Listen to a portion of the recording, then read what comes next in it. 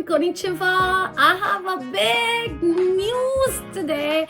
I got permanent residency in Japan. That means now I can eat Japanese food forever. I can come here and sing in karaoke forever. Enjoy Sakura forever. Yay! And now in this video मैं आप लोगों को बताना चाहूंगी 2 साल में आप लोग भी परमानेंट रेसिडेंस पा सकते हैं जापान में। जापान का अगर आप पॉपुलेशन देखेंगे तो 97% पीपल है जापानीज और ओनली 3% पीपल है इमिग्रेंट्स और परमानेंट रेसिडेंसी ओनली 1/3 लोगों को है। तो आज की वीडियो में वो सारे सीक्रेट बताऊंगी कि हम कैसे जापान में लॉन्ग टर्म रह सकते हैं। पर पहले why even bother for PR? तो अगर आप जापान आते हैं तो आप सिर्फ 3 महीने जापान में रह सकते हैं और उसके लिए भी चाहिए visa. The 3 main visa are working holiday visa, study visa and work visa.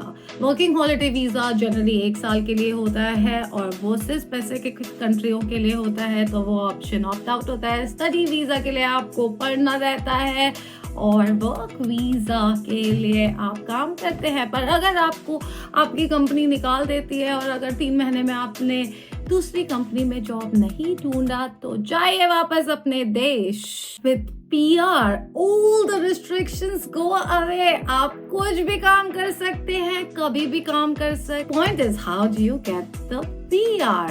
So I did my research and I found 3 तरीका है। आप शादी कर सकते हैं एक जापानीज सिटीजन से 3 साल के लिए या फिर एक PR होल्डर के लिए 3 साल के लिए और आपको जापान में रहना है 1 साल तक के लिए। पर आप एक PR के लिए किसी से शादी क्यों ही करेंगे? तो दूसरा ऑप्शन है या तो आप जापान में 10 साल के लिए रहिए और उन 10 साल में से 5 साल आपको काम करना है जापान में किसी कंपनी में।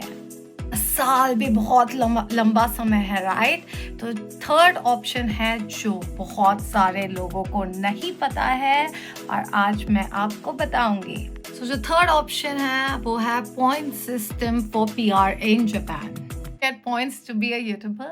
No, that's a negative points. Get points based on your age, work experience, qualification, Japanese proficiency and other qualification. तो अगर आपके पास 70 पॉइंट्स इकट्ठे हो जाते हैं तो आप 3 साल में PR अप्लाई कर सकते हैं और अगर आपके पास 80 पॉइंट्स कलेक्ट हो जाते हैं तो आप PR 1 साल में अप्लाई कर सकते हैं। मेरा दूसरी टाइम था, मैंने PR के लिए अप्लाई किया था और लास्ट टाइम जब मैंने अप्लाई किया था तो मेरा कुछ पॉइंट्स से रह गया था और मुझे PR नहीं मिला था। पर बहुत मेजर चैलेंज है, अगर आप ओवर 30 हो जाते हैं तो आपके पॉइंट्स कम होते रहते हैं, तो आपको मेक श्योर करना रहता है कि अंडर 30 आप ये सारे पॉइंट्स कलेक्ट करके आप अपने PR के लिए अप्लाई करें। Also get some extra points if you graduate from approved universities.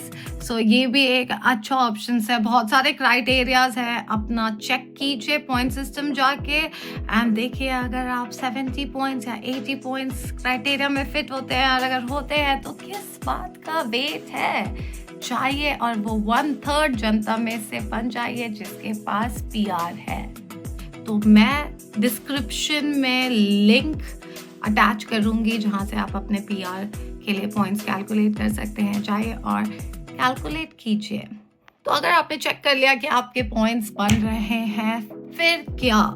So immigration bureau handles all the PR formalities और उसके लिए बंच ऑफ डॉक्यूमेंट्स चाहिए आपको और फिर आपका प्रोसेस होगा। तो हम इन सब चीज़ों के बारे में कल डिस्कस करेंगे क्योंकि कल मैं जा रही हूँ immigration office to collect my PR। ये आपको लगता है ये सब डॉक्यूमेंट्स कलेक्ट करना आपके बस की बात नहीं है और बहुत टाइम कंज्यूमिंग है, तो there are service providers of course, पर उनके चार्जेस एक्सपेंसिव होते हैं, तो इसीलिए थोड़ा मेहनत कीजिए और उसके बाद सुशी एक बार जब आप अपने डॉक्यूमेंट्स इकट्ठे कर लेते हो और सबमिट कर देते हो और उसके बाद कि जर्नी सिर्फ वेट ही होती है, क्योंकि आजकल काफ़ी लोग पीआर अप्लाई कर रहे हैं, तो करीबन 8 महीना, 9 महीना, 1 साल से ऊपर भी लग जाता है। तो आई waited and waited and waited. सारे वेट के बाद फाइनली मुझे पीआर मिल गया। और सबसे इंटरेस्टिंग बात है कि जापान में जब आपको पीआर मिलता है तब आपको जापान में रहने की ज़रूरत नहीं है, जस्ट लाइक कनाडा और एनी अदर कंट्रीज जहाँ पे आपको अगर पीआर मिलता है तो आपको 2 साल रहना पड़ता है। जापान में आपको रहने की ज़रूरत नहीं है, आपको बस एक फॉर्म भरना रहता है और आप उस फॉर्म में आपको ये लिखना रहता है कि आप लॉन्ग टर्म के लिए जापान में नहीं रहेंगे, और वो फॉर्म आपको हर 5 साल पे सबमिट करना रहता है। तो बस आपको हर 5 साल में एक बार आना है, जापान घूमना है, फॉर्म सबमिट करना है और वापस अपने जगह चले जाना है जहाँ पे भी आपको ट्रैवल करना है, घूमना है, रहना है, मस्ती करनी है, जो भी करना है। It is so convenient. तो कल मैं जा रही हूँ अपना पीआर लेने। जुड़े रहिए, देखते रहिए, और अगर आपने मुझे सब्सक्राइब नहीं किया है तो सब्सक्राइब करिए for more information on Japan and India.